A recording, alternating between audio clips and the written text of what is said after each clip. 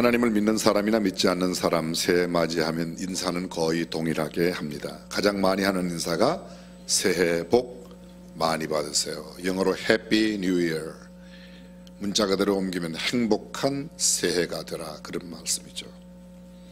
인터넷에 찾아보았더니 새해에 하는 많은 인사 가운데 가장 많이 들어가는 단어가 행복이라는 단어입니다. 2018년 행복 가득 사랑 가득한 한 해 되세요. 새해 복 많이 받으시고 건강하세요. 늘 행복하고 건강하세요. 모두 행복 가득하시기를 바랍니다. 행복과 복의 이야기가 계속 연결되어 있습니다. 어쩌면 복을 좋아하는 우리에게 이런 인사가 잘 어울리는지도 모르겠습니다. 새해가 시작한 지 벌써 오늘 7일째 맞이하고 있습니다. 새해 첫 주일 예배를 드리는 여러분 모두 하나님께서 주시는 평안과 건강으로 행복하시기를 바랍니다. 우리를 향한 하나님의 뜻은 우리가 행복하게 사는 것입니다. 부모님들이 자녀에게 가장 기대하는 자녀를 향한 소망이 뭐예요? 자녀들이 행복하게 사는 겁니다. 행복하게 사는 겁니다. 여쭤보겠습니다. 사랑하는 성도 여러분, 여러분은 행복하십니까? 정직하게 대답해 보세요. 그냥 이렇게 물으니까 분위기에 따라서 아멘 하시지 말고 이건 정직하게 대답을 겉으로 하셔도 되고 속으로 하셔도 되고 안 하셔도 괜찮은데 스스로는 한번 해보세요.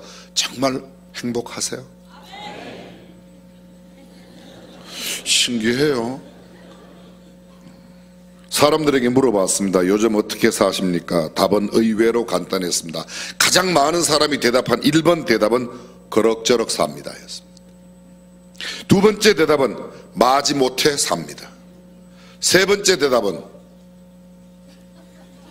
죽지 못해 삽니다. 근데 여러분들은 행복하대요. 그러니까 여러분들은 좀 특이하긴 특이해요. 확실히 행복한 사람, 입술로는 일단 행복해요. 입술로는. 진짜는 잘 모르겠어요. 요즘 우리는 참 행복하게 살고 있다고 말하는 인사말을 듣는다는 것은 결코 쉬운 일이 아닙니다. 옛날에 비해 물질적으로는 훨씬 넉넉하고 풍요로워졌지만 더 행복해졌다고 말하는 사람은 그렇게 많지 않습니다. 경제적으로는 부유하고 삶의 환경은 비교할 수 없을 만큼 풍성하게 되었는데 결코 좋은 세상, 바른 세상, 잘 사는 세상이 되었다고는 할 수 없습니다.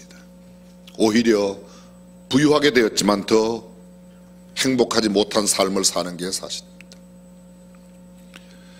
저는 1963년도에 초등학교 입학했습니다. 가슴에 코 닦는 수건 하나 달고 입학했습니다. 학교에는, 제가 입학했던 학교에는 책걸상이 없었습니다. 그래서 맨바닥 마루바닥에 앉아서 1학년을 했고 2학년 때는 책상과 글상이 있었습니다. 한 반에 한 70명 정도 되었던 것으로 기억합니다. 그런데 책가방을 실제로 메고 다니는 사람은 한 반에 10명도 안 됐습니다. 다 보자기에 책을 샀습니다. 소위 책보, 필통소리 달랑달랑, 허리에 쫙 매갖고 뛰면 달랑달랑 그렇게 다녔습니다. 전교생 2,000명이 넘는 학교였지만 학교에 피아노가 한 대도 없었습니다. 풍금이 하나 있었습니다. 음악 시간 되면 풍금 가지러 아이들이 다니느라고 똥줄이 빠졌습니다. 방학 숙제 어김없이 빠지지 않는 것이 있습니다. 쥐를 잡아서 쥐꼬리 10개 가져오는 겁니다. 쥐가 왜 그렇게 많은지. 또 꼭 방학 숙제 가운데 여름방학에는 곤충 채집, 식물 채집이 있습니다. 요사이로 말하면 완전히 환경 파괴를 학교에서 조장하고 있는 겁니다. 그때 별로 과자도 잘 없고 껌도 없었습니다. 제 위에 누님이 한 분 계신데 이름이 명희예요. 어떤 날 저희 누나가 껌을 씹고 있어요. 가끔마다 소리도 나고. 그래서 우리 어머니가 명희야 너 왜 껌을 씹냐 그랬더니 껌 아니야, 그냥 여기서 소음 끄집어내가지고 씹으면서 짝짝 소리 내는 거, 이렇게 혓바닥으로 했다는 겁니다. 그게 우리 생활이었습니다. 학교에서 1년에 한두 번 생활 환경 조사를 합니다. 그때 선생님이 꼭 묻는 물음이 있습니다. 자기 집에 라디오 있는 사람, 선풍기 있는 사람, 전화기 있는 사람, 시계 있는 사람. 우리는 시골에 사니까 돼지 키우는 사람, 소 키우는 사람, 돼지 키운다 그러면 몇 마리 키우냐 이런 것도 물어봤습니다. 저희 아버지가 우리 외갓집에 가면서, 우리 아버지 처갓집에 가면서 금성 라디오를 하나 사가지고 갔습니다. 근데 집에 딱 갖다 놓고 틀으니까 거기서 뭐 할아버지 소리, 애들 소리, 온 동네 사람이 다 모였습니다. 신기하게 보는 겁니다. 어떻게 요만한 통 안에 할머니도 들고 할아버지도 들고 다 들었냐고. 그렇게 신기할 수가 없습니다. 우리 마을에 텔레비전 2개 있었습니다. 초등학교 전교생이 2,000명이 넘는 마을이면 상당히 큰 마을인데 텔레비전은 2개밖에 없었습니다. 파출소에 1개, 탄광하는 광업소 사장님 댁에 하나. 조금 지나서 만화방에 드디어 텔레비전이 들어왔습니다. 만화를 열심히 돈 내고 빌려보면 본 것 따라서 텔레비전 1시간 보여주기. 김일 선수 박치기 하는 거 그거 한번 보려고 그러면 아주 기를 쓰고 봐야 했습니다. 정말 쉽지 않았습니다. 여러분, 우리나라의 컬러 텔레비전이 언제 보급됐는지 아십니까? 잘 모르면 그냥 옛날에 그러면 맞지만요, 1980년도에 컬러 텔레비전이 일반적으로 보급화됐어요. 일본은 1960년도, 필리핀은 1966년도, 일본 1960년도에 NHK, 도쿄방송, 요미우리 방송 모두가 다 컬러 텔레비전 다 했습니다. 우리나라는 1974년도에 이미 컬러 텔레비전 만들어서 수출을 했는데 국내 내수용으로는 컬러 텔레비전이 나오질 않았습니다. 흑백 텔레비전이 가지였습니다. 여쭤보겠습니다. 텔레비전 한 대 값하고 전화기 한 대 값하고 어떤 게 비쌌을까요? 그때는 전화기가 훨씬 비쌌습니다. 1969년도에 전화기 한 대 값이 백색 전화, 팔고 살 수 있는 백색 전화 한 대 값이 서울에 있는 25평 아파트 한 채 값하고 똑같았습니다. 지금은 25평 서울의 아파트 하나 팔면 핸드폰 제일 좋은 것도 수백 개, 수천 개 살 수 있을 거예요. 근데 그때는 전화기 한 대가 그렇게 비쌌습니다. 시계 없었습니다. 초등학교 때 시계가 무슨 시계입니까? 중학교 때 시계 없었습니다. 저는 고등학교 입학하고 처음으로 시계 선물 받았습니다. 얼마나 기분이 좋은지 모릅니다. 시계가 없을 때는 다른 아이 거 빌려가지고 1시간씩, 그래서 시계만 맨날 보고 공부도 안 하고 그랬던 때가 있습니다. 고등학교 입학 시계 선물 받고 잔디밭에 친구랑 놀러 갔습니다. 근데 시계 벗어놓고 놀다가 보니까 시계가 없어요. 시계. 친구하고 둘이 갔는데 내 시계 봤니? 그랬더니 못 봤다 그러더라고요. 그게 잃어버렸어요. 아직도 모르겠어요. 그 친구가 가져갔는지. 하여간 사람은 그 친구하고 저밖에 없었어요. 1971년도에 우리나라 컴퓨터가 몇 대 있었을까요? 1971년도 한 대 있었습니다. 서울대학교에. 서울대학교 교수님들이 30분씩 돌아가면서 컴퓨터 배웠습니다. 지금은 집집마다 컴퓨터 없는 집이 거의 없습니다. 1960년대 우리나라 대통령이 태국 가려고, 태국 가겠다고 그러더니 태국에서 오지 말라고 그랬습니다. 왜 오지 말라고 그랬는지 아십니까? 신문에 났습니다. 거지 나라에서 무슨 오나, 거지 나라 대통령 우리 오지 말아라. 1960년대 대한민국 상황입니다. 우리나라에 실내체육관 하나도 없었습니다. 그래서 필리핀에서 하나 지어줬습니다. 그게 장충체육관이고, 1959년도에 한국에 들어오신 김장한 목사님이 실내체육관 수원여기 기독회관에 하나 만들어가지고 국가대표 여자 선수는 여기 와서 연습하고 남자들은 장충체육관에서 연습했습니다. 수원의 김장한 목사님은 선구자세요. 그러니까 굉장한 선구자세요. 그때 실내체육관을 수원에 만들었으니까. 국민소득, 우리나라 국민소득 1인당 100불이었습니다. 동남아에 지금 우리보다 훨씬 못 사는 나라, 그때가 우리 대한민국보다 3배, 4배, 300불, 400불, 3배, 4배 더 잘 살았습니다. 작년도 우리나라 세계 무역 수출 규모가 5,739억 불이었습니다. 우리나라 수출한 이래로 작년에 제일 많이 했습니다. 그 수출 규모가 세계 몇인지 아십니까? 우리나라가 6위입니다. 6위. 수입은 4,781억 불, 모두 합해서 엄청난 1조 520억의 무역 규모, 세계에서 7, 8위 정도 될 겁니다. 흑자가 958억이었습니다. 북한은 어느 정도인가? 북한은 몽땅 다 합해서, 수입 지출 다 합해서 한 65억 불 정도 되니까 우리나라의 1%도 안 됩니다. 0.6% 정도밖에 안 됩니다. 0.6%. 휴대전화 가입자 수, 지금 우리 남한 5,100만이 좀 넘어요. 휴대전화가 몇 개나 될까요? 100명 기준으로 보았더니 북한은 100명 기준으로 12개 정도 갖고 있어요. 12명 정도가. 한국은 100명 기준으로 118개, 18명은 2개 갖고 있는 겁니다. 다른 사람 다 하나씩 다 가지고 있고. 반도체 메모리칩 세계에서 생산량 70%가 한국에서 생산됩니다. 초고속 인터넷 세계 1위 잘 된 나라가 대한민국입니다. 쉽게 말하면 1960년대 70년대에 비해서 지금 수백 배 부유해졌습니다. 부자가 되었습니다. 넉넉하고 풍성해졌습니다. 그런데 그때보다 얼마나 행복해졌냐고 여쭤보면 행복은 그때만큼 행복하지 않다고 합니다. 부유하게 되면 행복합니까? 잘 사는 것입니까? 부자로 사는 것과 잘 사는 것과는 차이가 있습니다. 부유하게 사는 것과 행복하게 사는 것은 반드시 비례하지 않습니다. 부자는 행복하고 잘 살고 가난한 자는 못 살고 불행하다, 그렇게 말할 수 없습니다. 부자 가운데도 잘 못 사는 사람이 있습니다. 부자는 부자인데 행복하지 않은 사람이 있습니다. 가난한 사람 가운데도 바르게 사는 사람, 잘 사는 사람이 있고 행복한 사람이 있습니다. 가난한 사람, 못 사는 사람, 부자, 행복한 사람, 그건 꼭 그렇게 등식이 성립되지 않습니다.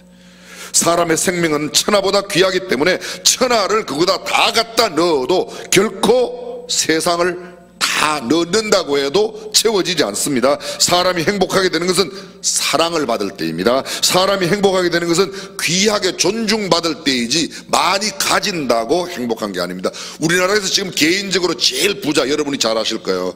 그분 거의 지금 식물인간 상태예요. 행복하실까요? 그분 아들 지금 현재 교도소 가 있어요. 행복할까요? 돈 많다고 행복한 게 아닙니다. 행복하다는 말을 다른 말로 바꾸면 만족한다는 겁니다. 만족하다는 것은 넘치는 겁니다. 부족함이 없다는 겁니다. 여호와는 나의 목자시니 내가 부족함이 없다, 그게 행복한 겁니다. 나의 잔이 넘치나이다, 그게 행복한 겁니다. 모자라는 것은 행복하지 않습니다. 제 이야기 하나만 하겠습니다. 저는 제 기억 속에 초등학교 때 별로 팬티를 아랫난닝구 팬티를 별로 입어본 기억이 별로 없습니다. 근데 어떤 날 우리 어머니가 제게 팬티를 하나 만들어 주셨어요. 몇 개를 만들었죠. 뭐로 만들었는가 하면 밀가루 자루, 그때는 헌금 밀가루 자루가 있었습니다. 아마 여기 옛날 어르신들은 다 기억나실 거예요.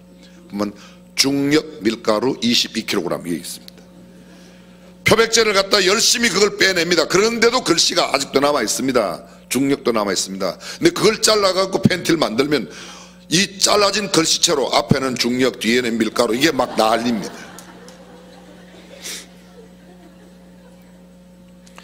그냥 그대로 겨울에 입고 다닐만 합니다. 그런데 여름에 이거 입고 무슨 목욕탕이 없습니다. 1969년도에 우리가 살고 있는 동네 처음으로 목욕탕을 한 집이 우리 집이에요. 그때 우리 집에 전화 있었어요. 우리 마을에 하나 36번 몇 국 이런 게 아닙니다. 그냥 모시모시 36번 돌려주세요. 그러면 청수 목욕탕 우리 집이에요. 그게. 근데 그전에는 목욕탕 할 때는 현금이 늘 들어오니까 그래도 좀 괜찮았었는데, 그전에는 이거 중력 밀가루 이거 입고 그냥 사는 겁니다. 겨울에는 별 문제가 없습니다. 여름에 어디 갈 때가 내과에 몇 감으로 가는데 이게 옷 벗으면 다 보이지 않습니까? 앞에는 중력, 뒤에는 밀가루, 이게 희한한 별일이 다 있습니다. 제 친구가 그거 보고 저를 놀렸습니다. 중력 팬티네, 밀가루 팬티니 난리 됐습니다. 집에 가서 제가 우리 어머니한테 이야기했습니다. 나도 좋은 팬티 하나 사달라고. 어린 반푼어치도 없었습니다. 우리 어머니 꼼짝도 안 하십니다. 창피해서 못 살겠다고 막 소리를 지르고 그랬는데도 우리 어머니 꼼짝도 안 합니다. 우리 어머니 이렇게 말씀하십니다. 그게 뭐가 창피하냐? 도둑질하다가 걸려야 창피하고 거짓말하다 들켜야 창피하지. 네가 그게 왜 창피하냐? 그냥 안 입는 것보다는 그래도 입는 게 낫잖냐. 가만히 생각해보니까 어머니 말씀이 맞는 것 같아요. 그 다음부터는 그냥 괜찮아, 짓거리는 네 입이 나쁘지 내가 뭐 별일 문제가 없다, 그냥 살았어요. 사실 어머니 말씀이 옳았습니다. 요사이 굉장히 비싼 옷들이 많다고 그래요. 비싼 옷들이. 그 비싼 네이, 비싼 이거 여자들 전막에 브라자라고 그럽니까? 그게 몇백만 원씩 하는 게 있대요. 몇백만 원. 저는 그거 입는 사람 나무래라고 하는 겁니다. 근데 그런 거 입으면 몇백만 원짜리 막 네이 입고 그러면 좀 편하겠죠. 안 입는 것보다, 다른 것보다. 아무래도 길거리표보다는 좀 비싸니까 편한 거 이런 거 있을 거예요. 근데 그런 거 입으면 인격이 올라갑니까? 성품이 좋아집니까? 그거 입고 기도하면 기도 응답이 빨리 됩니까? 성경 공부가 잘 됩니까? 필요하면 입으세요. 근데 아닙니다. 1992년도에 바르셀로나 올림픽이 있었습니다. 우리나라 선수 가운데서 마라톤 선수가 가서 금메달을 땄습니다. 황영조 선수입니다. 황영조 선수가 신었던 신발, 그게 콜롱에서 만들어준 겁니다. 신발 한 켤레에 1억짜리입니다. 우리는 1억짜리 신발 신을 필요가 없습니다. 우리가 무슨 기록 낼 일이 있습니까? 근데 거기는, 그 사람에게는 그게 가볍고 발에 편하고 달리기 잘할 수 있으니까 1억짜리가 필요합니다. 필요한 사람 있는 건 문제가 안 됩니다. 그렇지 않은데도 내가 자랑할 게 없으니까 신발 자랑하는 겁니다. 자랑할 게 없으니까 이거 자랑하고 아래 난닝구 자랑하고 이런 거 하는 겁니다. 그렇습니다. 저는 명품과 고가의 생활용품이나 의류가 우리의 가치를 높이거나 신앙을 더 깊게 만들어준다고 생각하지 않습니다. 명품을 비난하거나 욕하는 것도 아닙니다. 나름대로의 가치가 있는 것은 사실입니다. 그러나 진짜 행복과 불행을 만드는 것은, 가름하는 것은 나의 소유가 아니라, 명품이 아니라 다른 데 있다는 겁니다. 내가 불행하게 되는 것, 가난해서 불행한 것이 아닙니다. 나의 존재 가치를 느끼지 못하기 때문에 불행한 겁니다. 비록 가난해도 꼭 필요한 사람이라고 인정받으면, 모든 사람에게 사랑받고 있다고 느끼면, 존중받고 있다고 느끼면 나는 행복합니다. 근데 내가 아무리 좋은 것을 갖추고 있어도 남들이 나를 알아주지 않고 인정해주지 않으면 나는 불행하게 되는 겁니다. 당신이 있어서 우리는 얼마나 기쁜지 모른다. 당신은 정말 우리의 보배다. 당신이 없다면 우리 모임은 아무런 의미가 없다. 당신 없는 우리 회사, 우리 공동체는 상상할 수 없다. 당신은 얼마나 귀한 존재인지 모른다. 그런 이야기를 들을 때 행복감을 느낍니다. 당신을 사랑한다고 얼마나 우리가 당신을 좋아하는지 모른다. 그럴 때 삶의 보람이 있지. 그런 일이 없으면 불행합니다. 당신의 존재 자체가 우리의 행복이라고 말할 때, 당신이 우리에게 있을 때 우리가 비로소 의미 있다고 말할 때, 바로 그때 진정한 행복을 느낍니다. 어려운 말로 하면 존재 가치가 곧 행복과 비례한다는 겁니다. 그렇다면 사람은 어느 때에 존재 가치를 갖게 되는가? 그것이 존재하는 목적에 꼭 맞는 역할이나 기능을 감당할 때 존재 가치가 있는 겁니다. 여기 보십시오. 마이크가 있습니다. 마이크의 존재 가치, 존재 의의는 작은 소리를 크게 잘 내어야 합니다. 근데 이 마이크가 작은 소리를 크게 내는 일을 하지 못한다면 마이크가 무용지물이 됩니다. 필요가 없게 됩니다. 근데 이 마이크는 마이크 스스로 자기의 존재 목적을 갖고 있는 게 아닙니다. 마이크를 만든 사람이 여기다가 작은 소리를 하면 크게 나가도록 목적을 부여하고 만들었습니다. 마이크 자체가 아는 게 아닙니다. 사람도 마찬가지입니다. 하나님이 우리를 만드셨기 때문에 우리를 만드신 하나님께서 나를 이 땅에 무엇을 하고 오라고, 어떤 삶을 살고 오라고, 나를 만드신 목적을 따라 내가 잘 살고 주님 앞에 가면 나는 굉장히 존재감도 있고 가치감도 있고 행복한 삶을 살다 가는 거지만, 내가 만드신, 하나님의 만드신 그 목적에 합당하지 않은 삶을 살다가 간다면 나는 불행한 인생을 살고 가는 겁니다. 그러므로 존재 목적을 잘 이루도록 해야 됩니다. 그런데 여러분, 존재 목적은 그 물건, 그 마이크, 그 사람을 만든 이가 부여한 겁니다. 마이크 자체가 존재 목적을 스스로 가지는 게 아닙니다. 마이크를 만든 분이 마이크를 만들 때 그 소리를 크게 할 목적으로, 시계는 시간을 잘 알려주도록 하는 목적을 갖고 만드는데 시간을 잘 알려주지 못하는 시계, 무용지물이 되는 겁니다. 사람, 모든 만물, 모든 기기, 땅에 뜬 모든 단체, 공동체 다 똑같습니다. 만든 그분의 목적에 맞도록 그 기능과 역할을 잘 감당할 때 의미가 있고 행복합니다.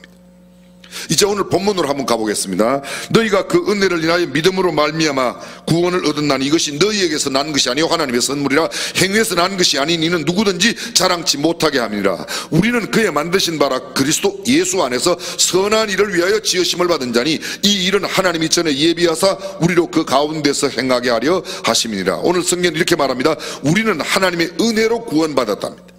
하나님께서 죄인인 우리를 긍휼히 여기셔서 독생자 예수 그리스도를 보내주시고 그 예수 그리스도를 믿는 모든 믿음의 사람들은 다 하나님의 자녀로 삼아주셨다는 겁니다. 어떤 우리가 행한 그 일에 대한 보상으로가 아니라 우리가 무슨 일을 했기 때문에 대가로 우리가 구원받은 게 아닙니다. 하나님의 일방적인 은혜로 하나님의 선물로 우리를 구원하여 하나님의 자녀 삼아주셨습니다. 이렇게 우리가 하나님의 은혜와 선물로 주신 하나님의 자녀된 신분 값없이 주신 것이고 하나님께서 우리를 그분의 자녀로 불러주신 겁니다. 이 구원의 부르심에 대하여 성경은 이렇게 말합니다. 곧 창세전에 그리스도 안에서 우리를 택하사 우리로 사랑 안에서 그 앞에 거룩하고 흠이 없게 하시려고 그 기쁘신 뜻대로 우리를 예정하사. 하나님께서 온 우주 만물을 창조하시기 전에 우리를 택하시고 예정하시고 예수 그리스도로 말미암아 자기 아들이 되게 하셨습니다.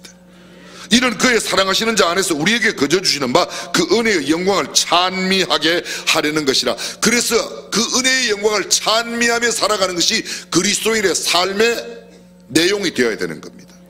에베소서 4장 1절입니다. 너희가 부르심을 입은 부름에 합당하게 우리를 구원하여 하나님을 찬송하도록 불러주셨으니까 그 부르심에 합당한 삶은 구원받은 우리들이 하나님을 찬미하고 감사하며 살아야 될 줄로 믿습니다. 그 원망과 불평하며 사는 것은 그리스도인의 삶의 올바른 자세가 아니라는 겁니다. 에베소서 4장 4절입니다. 이와 같이 너희가 부르심의 한 소망 안에서 부르심을 받았다.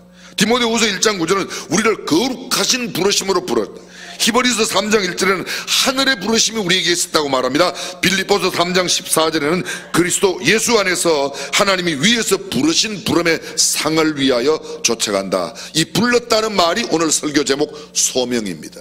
불을소 목숨명, 우리의 목숨을 주님이 불러주셨다는 겁니다. 많은 사람들이 오해합니다. 소명을 받았다 그러면 꼭 목사가 되거나 선교사가 되거나 전도사가 되거나 뭐 소위 주의 종이 되면 소명자라고 생각하고, 그렇지 않은 일반 성도들은 소명이 없다고 생각합니다. 그렇지 않습니다. 모두가 다 소명입니다. 모든 그리스도인은 구원의 은총을 누리도록 하나님께서 불러주셨습니다. 모든 일터로 불러주시거나 목사 선교사로 불러주시거나 주님께서 불러주셨습니다. 우리의 직업, 영어로 직업을 뭐라고 그러죠? vocation이라고 합니다. 그 vocation은 calling, 부름과 똑같은 말이에요. 우리가 목사로 하나님 앞에 부름을 받은 것이나 장로 권사로 부름을 받은 것이나 내가 어떤 직장에 부장으로 과장으로 공무원으로 내 모든 직장 일터에서 부름 받은 것이나 다 똑같습니다. 의원으로 부름을 받았으면 의원으로서의 일을 잘 감당하면 목사가 목사로 부름받아 목사의 직무를 감당하는 것과 똑같습니다. 목사는 소중하고 공무원은 안 소중, 그렇지 않습니다. 교사는 교사대로 소중합니다. 환경미화원은 환경미화원대로 똑같이 소중합니다. 누가 더 소중하고 덜 소중하고 아닙니다. 하나님이 부르신 그 자리에서 내게 주어진 부르심에 합당한 자리, 그 직무를 잘 감당하면 누구나 똑같은 소명을 이루는 삶이 되는 줄로 믿습니다. 하나님께서 온 우주 만물을 창조하시기 전에 우리를 예정하시고 택하시고 불러주셔서 직임을 맡겨 주셨습니다. 그 직임의 자리에서 내게 주어진 직임을 잘 감당하면 똑같습니다. 10절입니다. 우리는 그의 만드신 바라. 여기 우리는요, 예수 믿는 공동체입니다. 교회입니다. 예수 믿는 사람들은 그가 만드신 바라, 그가 만드셨다, 하나님께서 만드신 뭐예요? 작품이라는 겁니다. 그리스도 예수 안에서 선한 일을 위하여 지으심을 받은 자니, 예수 믿는 공동체는 무엇을 위하여 만들었다고요?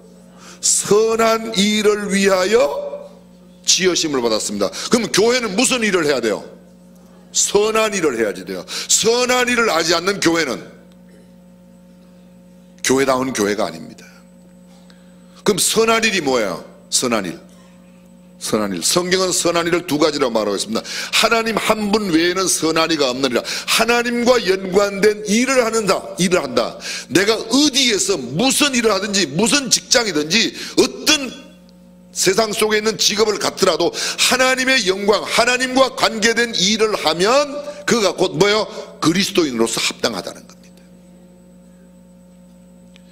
한마디로 말하면 영혼을 구원하는 것이고, 또 다르게 말하면 착한 일하는 겁니다. 남을 돕고 나누어주고 섬겨주고 봉사하고 그런 것들입니다. 이것이 교회가 해야 될 일이고 모든 그리스도인들이 해야 될 일입니다. 무엇이든지 어떤 직책이든지 어떤 위치에 있든지 지위 고하가 문제가 아닙니다. 높은 자리에 있는 사람, 낮은 자리, 그게 문제가 아닙니다. 직업의 종류가 문제가 아닙니다. 하나님께서 불러주신 그 자리면 어떤 자리든지 무슨 일이든지 그 직임을 감당하는 겁니다. 성경이 말하고 있는 명백한 죄라고 말하는 일이 아니면 어떤 일을 감당해도 다 소명의 자리입니다.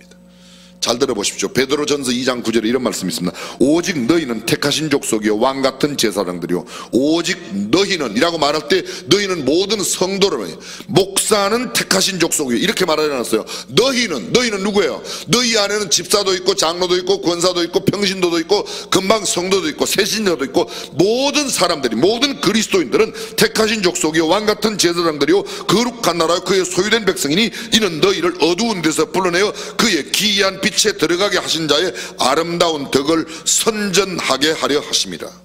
모든 그리스도인들은, 모든 직임은 택하신 족속이요 왕같은 제사장이라 그런 말입니다. 이런 예를 하나 들어보겠습니다. 김동호 목사님 책이나 우리 교회에 오셨을 때도 이 이야기를 하신 적이 있는데 아마 기억을 얼마나 하실는지 모르겠습니다. 그분이 2001년도 10월 달에 높은 듯 숭이 교회를 개척했습니다. 근데 어떤 날 예배를 마치고 나오는데 부부가 다가와서 목사님 다음 주에 김천에 집회 가시죠. 그렇다고 그러니까 김천에 오시면 우리 집에 꼭 한번 신방을 해 주십시오. 제가 신방 집회하는 교회에 목사님과 의논해서 꼭 가겠다고 그랬습니다. 이분은 김천에 살고 있는데 매주일 예배를 서울로 드리러 오는 거예요. 정말 대단한 성이에요. 저도 그런 사람 봤어요. 일본 동경에 근무하는데 토요일마다 한국에 와서 비행기 타고 와서 예배 드리고 주일날 오후에 가는 사람 봤어요. 우리 교회에도 그런 분이 계셨어요. 여수에 계시는데 매주 토요일 날 여수에서 비행기 타고 와서 예배 드리고 주일날 오후에 내려가는 분 계셨어요. 이분이 김동호 목사님이 김천에 집회를 가신 겁니다. 그리고 그 목사님께 양해를 구하고 그 교회에 나오는 그 부부 집사님이 있는 집으로 가셨어요. 갔더니 그 부부 집사님이 고령 설렁탕이라고 하는 설렁탕 집을 하시는 거예요. 설렁탕 집. 목사님은 꼭 그 집에 가시고 싶었어요. 이유는 왜요? 김천에 있는 가까운 교회 가고 서울까지 오지 말라, 그 말씀을 하려고 갔습니다. 그런데 이 부인 집사님이 얼마나 영악하고 얼마나 지혜로운지 벌써 목사님을 다 꿰뚫어 보시고, 목사님 탁 오자마자 먼저 말을 해요. 목사님, 저는 미식가입니다.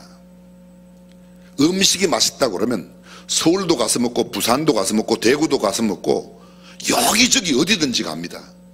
밥 먹으러도 서울 가는데 예배 드리러 서울 못 갈 일이 뭐 있습니까? 목사님 말이 확 막혔습니다. 꼼짝도 못하고 말을 못하게 됐습니다.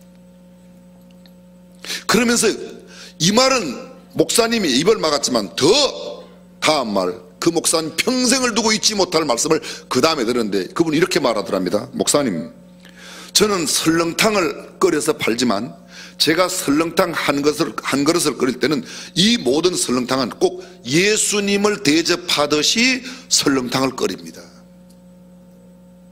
그렇기 때문에 저는 쌀 가운데도 제일 좋은 쌀을 삽니다.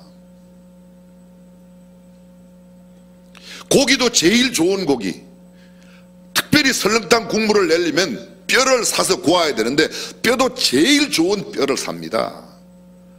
무나 배추, 김치 담그는 것도 제일 좋은 무, 배추, 양념을 위한 고춧가루가 어디께 좋다 그러면 제일 좋은 거를 사러 그렇게 열심히 다닌답니다.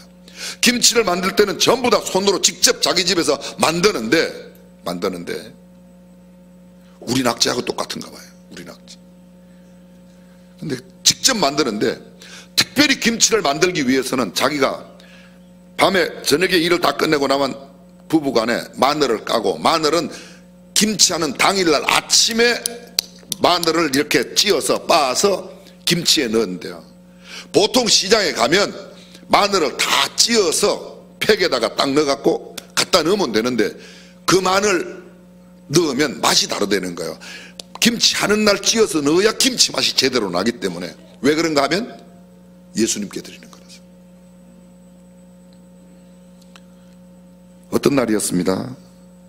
10시간 정도 뼈를 고아야 뼈 국물이 뽀얗게 나오는데, 뼈를 사다가, 좋은 뼈라고 생각해서 사다가 열심히 10시간 구하는데 뽀얀 물이 안 나고 누런 물이 나오는 겁니다. 그래서 전화를 했답니다. 부족한 뼈판 가게에다가. 그랬더니 사장이 와갔는데, 죄송합니다, 정말 잘못했습니다. 다음부터 절대 그런 일이 없습니다. 오늘은 그냥 갔으니까 커피 프림을 거기다 타면 뽀얗게 되니까 그렇게 팔라고 그러더래요. 전화를 끊고 그 다음날 아침 가게 문을 닫았습니다. 그리고 가게 문에 이렇게 써붙였습니다. 재료가 너무 나빠서 오늘은 장사를 못합니다. 사랑하는 성도 여러분, 성도의 소명에 합당한 삶이 무엇입니까? 우리의 궁극적인 목적에 적합한 삶이 어떤 것입니까? 무엇이 영혼 구원이며 어떻게 사는 것이 선한 일로 사는 겁니까? 어떤 것이 하나님의 자녀답게 사는 겁니다. 사는 겁니까? 세상의 사람들은 돈만 되면 무슨 짓을 못해까지 그 거짓말 자동으로 합니다. 우리도 비슷하게 삽니다. 그러니 세상이 우리 알기를, 교회 알기를, 예수 믿는 사람 알기를 우습게 하는 겁니다.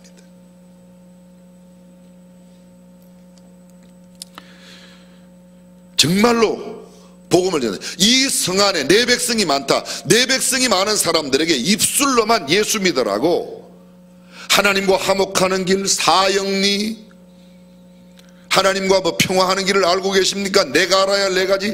성경 구절 줄줄 외면서 그거 나누는 것, 그것도 중요하지만 그게 나쁘다는 게 아닙니다. 보다 중요한 것은 내 삶의 현장에서 아직도 예수를 믿지 않는 주변의 사람들이 나의 삶을 보고, 내가 말하는 모습을 보고, 내가 살아가는 삶의 스타일을 바라보고, 나도 너가 나가는 교회 나가면 안 되겠냐? 너 믿는 예수 믿으면 안 되겠냐? 아멘. 그게 전도예요. 교회가 부족해서, 전도인이 부족해서 전도가 안 되는 게 아닙니다. 예수 믿는 우리들이 예수 믿는 사람답게 살지를 못하기 때문에, 주님의 부르심에 합당한 삶을 살지 못하니까 소명의 자리에서, 콜링뿐만 아니라 보케이션, 내 직업의 자리에서 내가 예수 믿는 사람답게 살지 못해서 그렇다는 겁니다. 백범 김구 선생님의 글 가운데 이런 글이 있습니다. 돈에 맞춰 일하면 직업이고 돈을 넘어 일하면 소명입니다. 직업으로 일하면 월급 받고 소명으로 일하면 상급 받습니다. 저는 이 말씀을 좀 바꿨습니다. 돈에 맞춰 일하면 직업이고 돈을 넘어 일하면 소명입니다. 직업으로 일하면 월급을 받고 소명으로 일하면 상급 받고 칭송받고 인정받고 영혼을 얻습니다. 참된 전도의 방법은 그것입니다. 칭찬에 익숙하면 비난에 마음이 흔들립니다. 대접에 익숙하면 푸대접이 올 때 내 마음이 상합니다. 그러나 소명으로 일하면 칭찬과 푸대접에 별로 흔들리지 않습니다.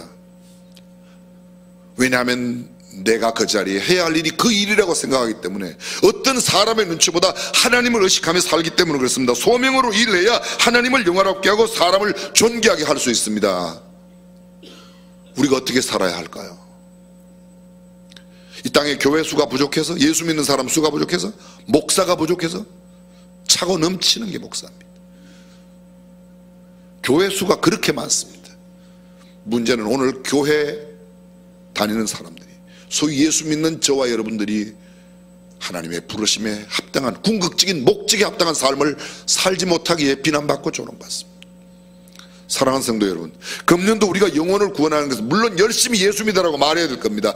그러나 어떤 면에서는 예수 믿으라고 말하지 않아도 내 삶과 내 행동과 내 태도가, 내가 운영하고 있는 내 가게를 통해서, 내 직장 생활을 통해서, 내 모든 활동을 통해서 주변의 사람들이 우리를 통하여 주님을 만나는 역사가 일어나기를 주님의 이름으로 축원합니다. 기도하겠습니다.